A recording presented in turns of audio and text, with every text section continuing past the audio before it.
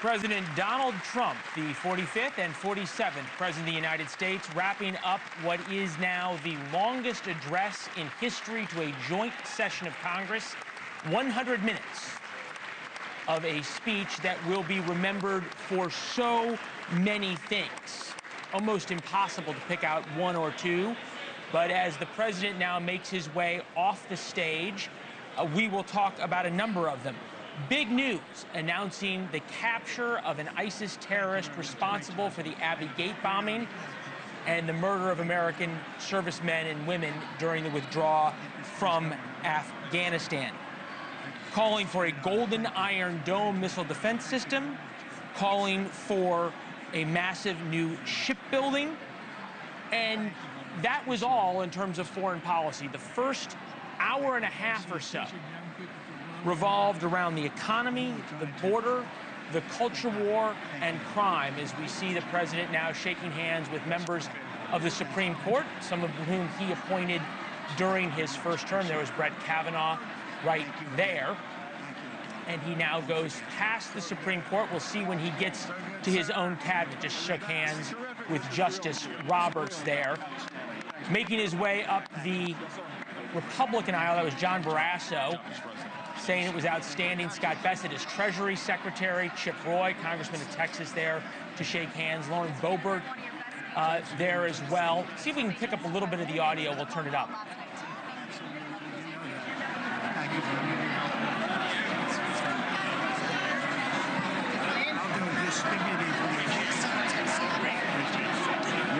I'm not going to get it. Sorry. Thank you, everybody. Great speech. Great speech. Best speech ever. Yes.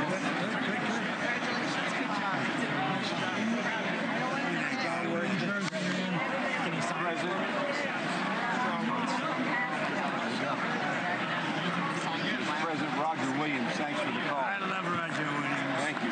You don't have to introduce yourself. Thank you, sir. Mr. President. I know you better than All right, so President Trump making his way up the aisle of Republicans. Everybody wants a moment to get in, whether it be a picture or have a quick moment with the president. This speech is going to be remembered for a lot of things.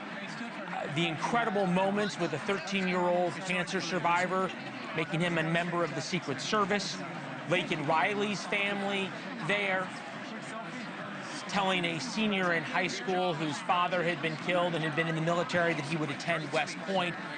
Bringing in now Chris Stirewalt, NewsNation politics editor, host of The Hill on Sunday. As we watch the beginning of this speech, Sean Duffy there, who will join us in a few minutes, right off the bat, the unprecedented moment of a Democrat member of Congress shouting so much at the president delivering his remarks, he was thrown out of the chamber. You and I remarked that this would be remembered for Democrats and how badly and poorly they behaved, that they would be the story from tonight. Is that still the case? I did not think that there could be a more embarrassing spectacle for the United States than last year when Marjorie Taylor Greene did a hectoring call and response with Joe Biden in his final address to a joint session of Congress.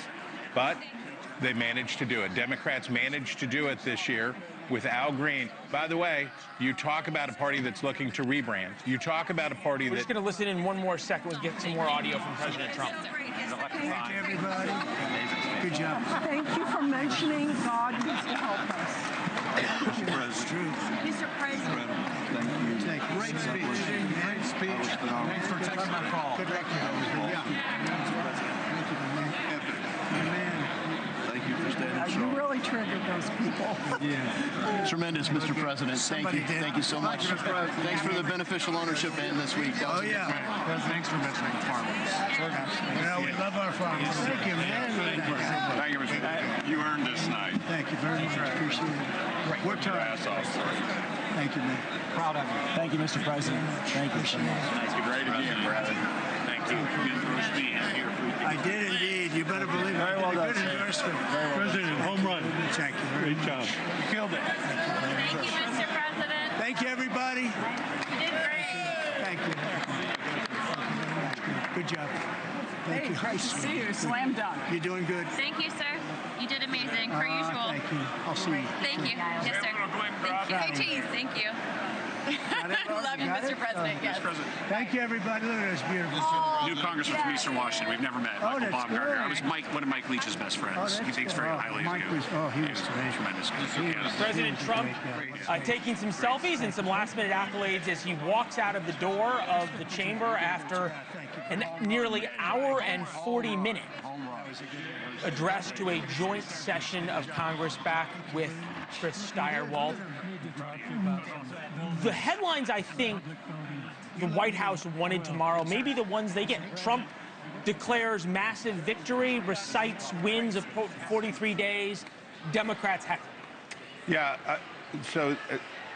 what I was saying before, Al Green, the Democrat who stood up and tried to argue with Trump, tried to do the Marjorie Taylor Greene bit, is an elderly man waving a cane.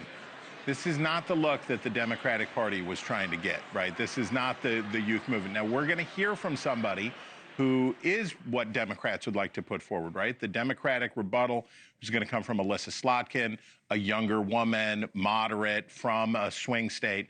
But I guess I just have to say, as an institution, this speech and its more famous cousin, the State of the Union, is a moment for partisan heckling, back and forth. It's ugly. It doesn't do anything to ennoble us, to make us better, to make us smarter, to make us more unified. It's a cheering session for one party, and for the other one, I have no idea what Democrats thought they were doing. I have no idea. Holding up those signs, can you imagine that you were a member of Congress entrusted with the people's work, and that you had little signs made up so that you would sit in the audience, and if you don't want to be there, don't go.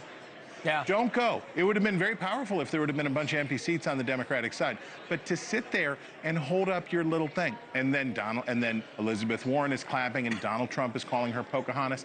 It's all beneath the work of a great nation. And I thought it was interesting. One of Donald Trump's superpowers is getting his opposition to do things that are not in their best interest. Totally. And he spoke to that, right? He actually spoke to Democrats at the beginning of the speech. Nothing I can do is going to make them happy. What we're looking at now is what's called Statuary Hall, and this is the spin room. So when cabinet secretaries are going to be joining us a little bit later after the Democratic response, that's where they will be. Blake Burman, host of The Hill, chief Washington correspondent. 1 year ago, we sat here at the same desk talking about Joe Biden's State of the Union, and the bar was, can he make it through the speech? I thought the line that stuck out, just in terms of a politics line from President Trump tonight, Democrats and the media told us for a year they needed legislation to secure the border. Turns out they just needed a new president. The contrast that he wanted to draw and did draw was clear.